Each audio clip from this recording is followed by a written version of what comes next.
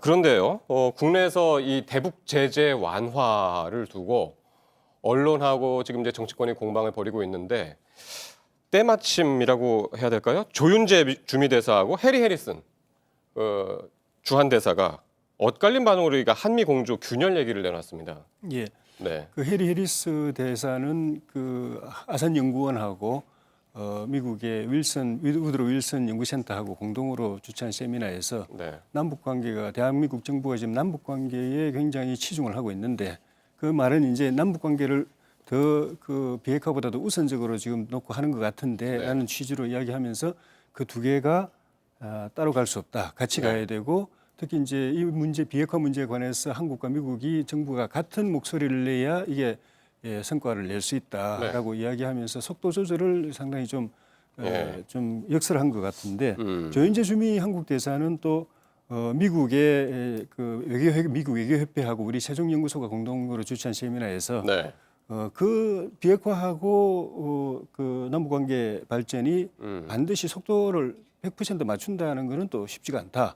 어느 것이 앞서갈 수도 있고 뒤처질 수도 있는 것이다. 그러니까 한쪽에서는 꼭 같이 가야 된다. 한쪽에서는 조금 다를 수도 있다. 그렇게 이야기를 해서 뉘앙스상으로는 해리스 대사는 그 너무 앞서가지 마라, 남북관계 앞서가지 말라는 뉘앙스고 조윤재 대사는 남북관계가 좀 앞서갈 수도 있는 것이다. 그리고 그것이 비핵화를 좀 촉진하는 효과도 있을 수가 있는 것이기 때문에 그 집착할 수 없다라는 이야기인데 어쨌든 지금 청와대에서는 지금 북한과 한국은 지금 같이 가고 있는 것이다. 다른 입장이 다른 것이 없다라고 이제 계속해서 강조를 했거든요. 그런데 거의 같은 시간에 지금 두 대사가 이렇게 4시간 차이로 이런 얘기를 했었잖아요. 냉정하게 볼 필요가 있는 게 두 대사의 발언 이전에 대북 제재 완화를 둘러싸고 문재인 대통령이 유럽 순방 중에 했던 이야기를 보면 상당히 어떤 직설적으로 제재 완화의 필요성을 강조를 하고 있고 반면에 트럼프 미 대통령 같은 경우는 뭐 승인이라고는 표현까지 쓰면서 일정하게 제동을 거는 어떤 그 말을 했기 때문에 한미 간의 대북 제재 완화를 둘러싸고 일정하게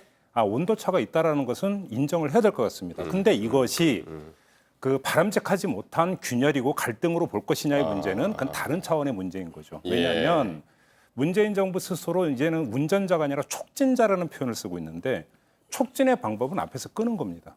그렇게 해서 예를 들어서 남북 간에 일정하게 경협이든 교류와 협력이 이루어지면서 그것이 비핵화의 하나의 동인으로 작용하고 있다라고 하는 것들을 국제사회에서 공인해 낼 수만 있다면 오히려 미국의 대북 제재에 대한 어떤 그 강경 입장을 누그러뜨릴 수 있는 것이기 때문에 우리가 주체적으로 끌고 가는 것 자체를 문제 삼을 이유는 전혀 없다 저는 그렇게 생각합니다.